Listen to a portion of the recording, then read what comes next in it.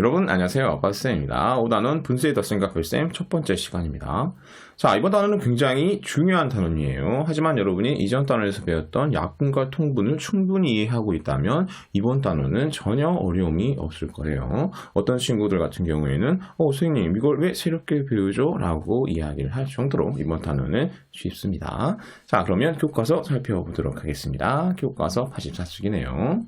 1과 5분의 3 더하기 1과 2분의 1을 분수 막대를 사용하여 계산해보자 라고 했습니다. 우리가 그동안 배웠던 분수의 덧셈은 그렇죠. 분모가 같은 분수끼리의 덧셈이었습니다. 그런데 분모가 다른 그것도 대분수끼리의 덧셈을 이번 단원에서 배워보게 되겠네요. 다음으로 넘어갈게요. 자, 친구가 이야기하고 있습니다. 분모가 다르니까 더하려면 다른 분수 막대로 바꿔야 할 것 같은데 자, 다른 분수 막대로 바꾼다는 말은 무슨 말일까요? 여러분이 곰곰이 생각해보면 스스로 그 의미를 찾아낼 수 있을 것 같은데 선생님이 좀 더 빨리 찾아내라고 문장을 좀 바꿔주도록 하겠습니다. 분모가 다르니까 더하려면 다른 분수 막대로 바꿔야 할 것 같은데 라고 하는 말은 분모가 다르니까 통하지가 않네. 두 분수를 통하게 해야 할 것 같은데 라고 하는 말과 같은 말이에요. 자, 두 분수를 통하게 한다? 그렇죠. 통분한다 라는 말이었죠. 그래서 분모가 다른 분수를 더하려면 그렇습니다. 여러분 통분만 해주면 되는 겁니다. 자, 그러면 교과서 그림 살펴보도록 하겠습니다. 교과서 84쪽과 85쪽이네요. 왼쪽에 있는 두 친구에 대한 먼저 살펴보도록 하겠습니다.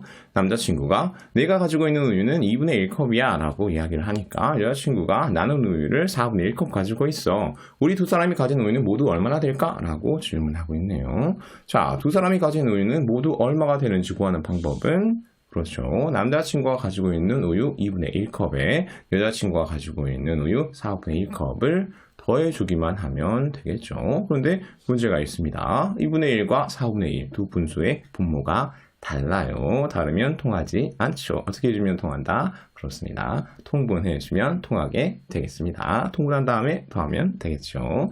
다음 오른쪽에 있는 대화 살펴보도록 하겠습니다. 남자친구가 내가 사용한 리본은 1과 2분의 1m야 라고 말하니까 여자친구가 내가 사용한 리본은 2와 4분의 1m인데 내가 슬기보다 리본을 얼마나 더 사용했을까? 라고 질문하고 있네요. 남자친구의 이름이 슬기인 것 같아요.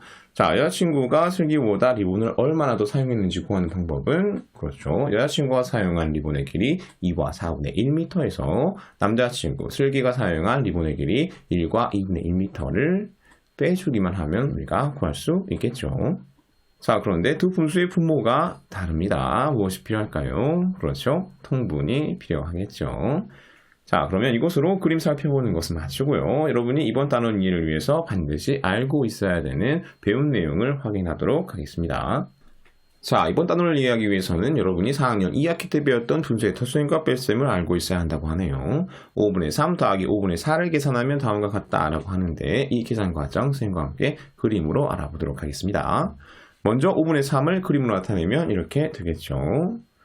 그리고 5분의 4를 그림으로 나타내면 이렇게 되겠습니다. 이제 이 둘을 더해주기만 하면 되는 거예요. 자, 여러분 분모가 같은 분수끼리의 덧셈은 무엇끼리만 더해주면 됐었죠? 그렇습니다. 분자끼리만 더해주면 되셨습니다. 이 과정을 그림을 통해서 표현해보면 이렇게 되겠죠. 자, 그러면 계산 결과가 5분의 7이 됩니다. 정말 5분의 7이 맞는지 그림을 통해서 확인해보면 그렇죠. 5분의 1이 7개니까 5분의 7이 맞다라는 거 확인할 수 있습니다. 그리고 이 5분의 7 가분수를 대분수로 바꿔주면 1과 5분의 2가 되죠. 자, 이 과정, 가분수가 대분수로 되는 과정을 그림에서 표현해보면 이렇게 되겠습니다.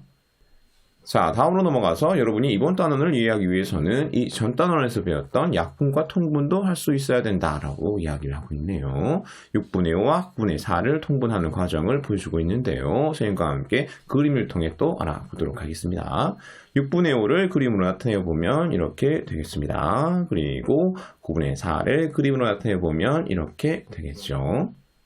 자, 이제 두 분수를 통하게 통분해 주도록 하겠습니다. 그렇게 하기 위해서는 6분의 5의 분모 분자에 3을 곱해줘야 되겠죠. 분모 분자에 3을 곱한다는 의미는 분모 한 조각을 세 조각이 되게 나눠준다라는 의미를 가지고 있어요. 물론 분자는 분모가 나뉠 때 같이 나뉘게 되겠죠.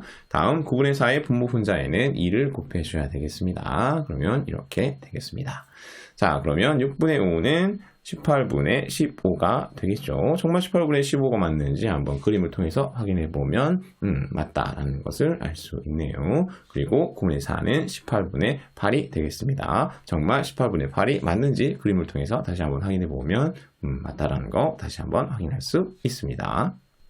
자, 여러분 4학년 때 배웠던 분수의 덧셈과 뺄셈 그리고 이전 단원에서 배웠던 약분과 통분 머릿속이 모두 떠올렸죠. 사실 이 두 가지만 여러분이 이해하고 있으면 이번 단원에서 선생님에게 새로 배울 내용은 하나도 없다라고 해도 과언이 아닙니다. 그럼 이번 단원에서 배울 내용 간단히 확인하고 수업 마무리하도록 하겠습니다.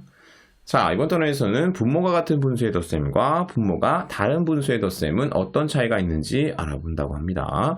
그리고 분모가 같은 분수의 뺄셈과 분모가 다른 분수의 뺄셈은 어떤 차이가 있는지도 알아본다고 하네요. 자, 여러분 분모가 다르면 그렇죠. 통하지 않았죠. 통하게 해줘야 우리가 더하거나 뺄 수 있었습니다. 뭐만 해주면 될까요? 맞습니다. 통분만 해주면 됩니다. 자, 그럼 여기까지 해서 이번 단원에서 배워야 될 내용을 모두 배워버린 것 같은 첫 번째 시간 마무리하도록 하겠습니다. 모두들 수고하셨습니다. 청출어람하세요. 안녕.